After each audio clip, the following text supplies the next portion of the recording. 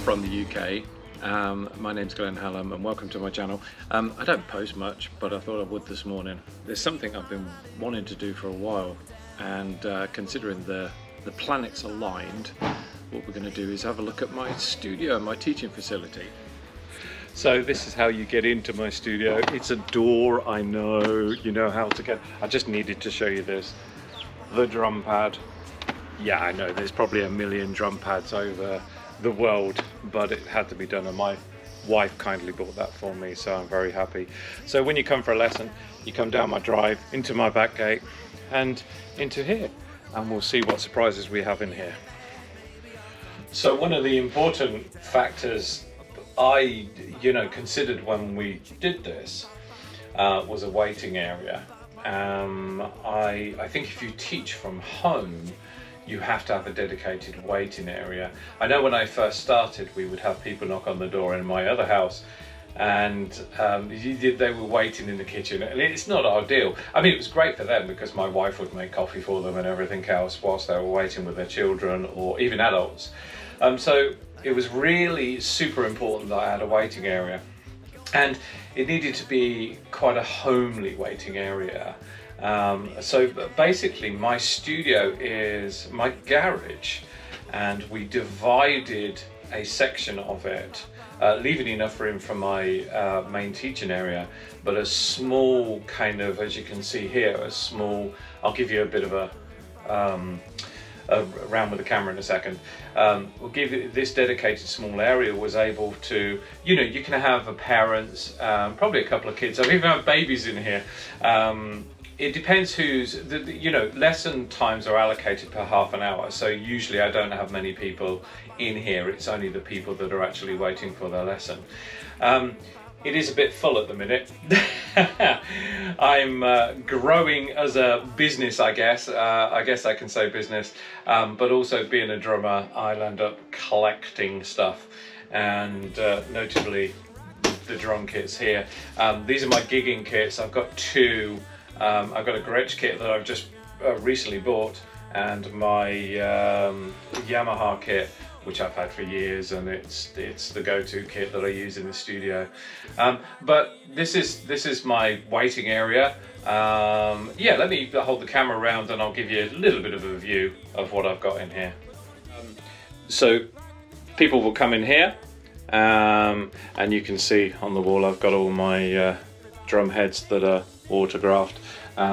Should I tell you what they are? So this is my favourite. I've got to show you this. Every year we go to the Derry Jazz Festival, and for those that know, Derry in Northern Ireland is the home of the Undertones, and John O'Neill and the rest of the Undertones usually come out to watch us, which is a bit daunting because we do Teenage Kicks. And I was really humble because I didn't want to be that person. And I know John for years, and I said, do us a favour, would you sign my head? And that's what he did. So John O'Neill, Teenage Sticks, love you guys. So I treasure that because he's just the nicest guy in the world, and go check him out. Right, so what have I got down here? I've got my guitars. Let me see if I can put you down there so you can see. I'm the wall's dirty. I'm a hobbyist guitar player. I do teach a couple of people, young children, but I'm slowly building my collection and getting better, I hope. So this is my pride and joy. I got this last year when I was out in Seattle in the US. This is a Fender Telecaster, as you can see. It's a 52 reissue. I think it's 2004. So that's pretty cool to play, actually. This is a new, I wanted to complement the Telecaster. I wanted a Strat. This is the Stratocaster. This is the 21 model.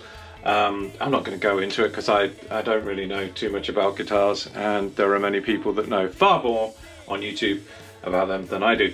But all I know is that they sound great. Right, the sofa I was just sitting in, obviously, and you can see my pile of drums in the corner. Yeah, I know. I would love a separate building for my storage, but hey, you know, it's one of those things, you can't do everything. As you can see, I like to if I move you up here a little bit, you can see all my certificates. I think that's a really important thing. When I did some of my courses, when I did the ATCL actually, I learnt about presentation and how it is when somebody enters a studio, they get a good vibe. So I think certificates help. At least it makes you look like you're doing, you know what you're doing. And also when you go over here, a couple of gig posters that I've got that were really important to me. This was the Traditionalist. This was a gig that I did in Canada. I like that poster just because it says $15 a ticket on it. It's in dollars, makes me look good. Also, Wild, that was a sellout night. We're very young on that picture. And yes, again, my pile of drums. So this is my very small waiting area.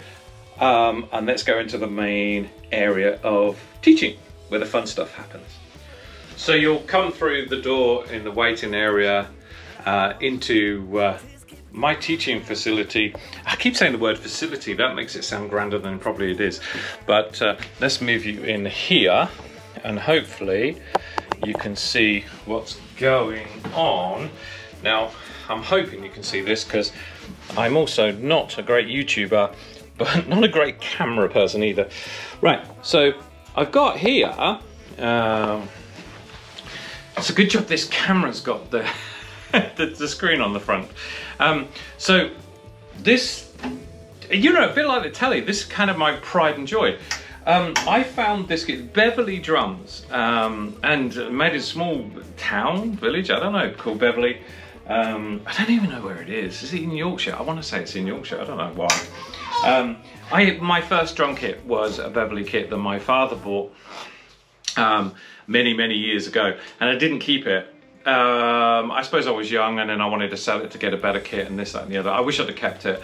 So quite a few years ago, like 25 years ago, 30 years maybe, I found this in a shop, in a drum shop in Northampton, just in the corner for £110. I purchased it because it reminded me of the kit that I first had. So I don't even know what the wood is. I know they're pre-international drum sizes because I have to get the heads for them. Although I don't actually use proper heads on this. It's more like a practice kit. You'll notice that I've got soft head on this because this was a 14-inch and it fit. That's a pre-international, and this is an old Pearl snare drum I had lying around.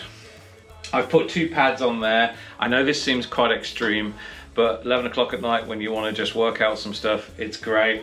I've got a remote hi-hat just because I had the stand available to me, so I got some spare Ks, so I used that just for some David Garibaldi stuff actually, if I'm honest. I got a K, Zildjian K there. These have got cymbal mutes on it. They sound terrible, clunky, but at least you can work on the motion. Crash here, Zildjian A, I don't know. An old Splash that I had lying around, Sabian one when I bought in the 80s, and a set of Master Sound hi-hats that I actually got off eBay. I bought the drum kit for £200 based on the fact that it had that. I then sold that drum kit, and you know, there you go, the rest is history. You can see probably this is pretty much what stays on my stand. This is volume 2 from Jim Chapin. Those drummers that kind of know will know. There's a big story with this. Maybe one day we'll tell the story. It's not mine to tell. And I think it's been documented by Don Famularo and especially Paul Hose, who was my teacher, who still is. You know, he told me the story of how these came about. They are very rare, and I love it because for my studio work, I can go through this if I need some ideas. Oh, it's just tremendous. They said that this book was never finishable. I think they put it that way. It's not.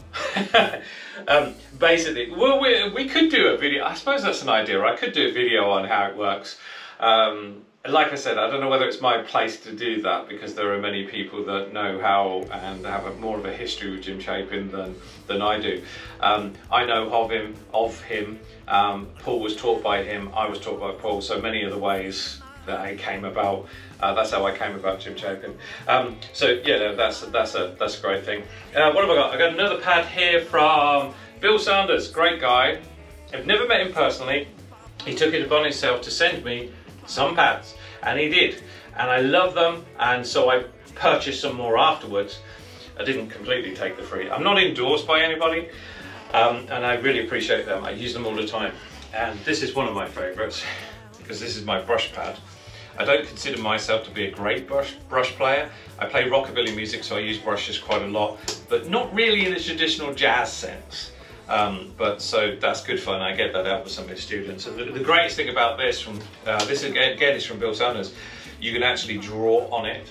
And so those people that know, you know, we can draw shapes by sweeping the brushes across. So that's that side. Think about the size of a garage. It is quite a big garage. It's not a double garage, it's a single garage. So while I'm in this corner, my posters, these are really important. That I use these all the time. This is the Tommy Igoe Lifetime warm-up. I'm hoping you can see it because I'm standing over here. I'm a great fan of Tommy Igoe. I love his playing, but he tells you as it is. It's great. If you follow him on various social media, you'll know what I'm on about. Daniel Glass, the Vic Firth, The History of Music. Let me just make sure that you're seeing this, because like I said, I'm not much of a YouTuber. Right, there you go. So you can see just there, that's the history of music. Well, history of drumming really, not necessarily music, but it tells you all the years that certain things happen. I use that a lot because often you get somebody ask me something and I have to refer to it myself. This is my junk corner actually. If I go in here, you'll see my junk corner. I got various things that I keep. Let me move your camera down. My school bag's there, little mixing desk, all my books, my reading. I read a lot about music, so I kind of circle them out. I'm a big fan of Stephen Covey and The Way of Life. Rush books, of course you've got to have Rush books if you're a drummer, right? Learn to play guitar books, I've got a few of them because I need them.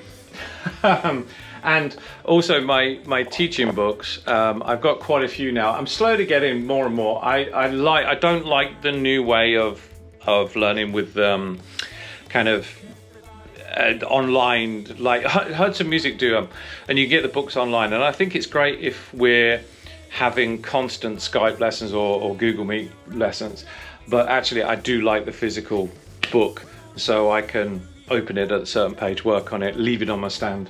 And so it goes. So a bunch of CDs that I'm listening to on a circle. I got a stack of them, and a load of rubbish, GoPro stuff and all that.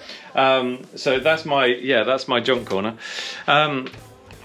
So then opposite that, this is my main kind of desk, if you like. There's my map of where I've been. Kind of like that. It's a bit of an ego thing, I guess, but I've been to some good places, and so I like to mark them on the map. I've got a Mac. Obviously, I don't use anything else other than they just work. That is a very old one. That's another junk pile, and various little things I've got here. I just bought that Rode mic. I'm hoping to do some more podcasts. I started that a couple of years ago. I'm not very good at posting, so like I said with the YouTube thing, but not any good with a podcast either. I got a mixing desk, a little Yamaha guitar amp that I use if a student wants to plug their guitar in and show me. Mixing desk, what's this, a Behringer one? Again, I'm not really necessarily qualified sound engineer, but I'm learning stuff as I go. I'm getting there. Underneath the table, it's my little play. I got a few pedals, loop pedal, distortion, blues driver, just for my guitars. This is a great amp. This is a Fender Blues Junior. I like playing my guitar through that. A few years back, I actually went to Seattle again. My son lives there, and we hung out, and he hired one, and I just fell in love with the amplifier. And I've got another laptop there, of course. That mic there I use for my online lessons. It's as cheap as anything, but it works. It's really cool. Right, what do we got else? Right, let's move you over here. Now, okay, so let's put you, do you know what? Let's go over here. I'm sorry for these weird camera. Like I said, right, I'm not super good at this.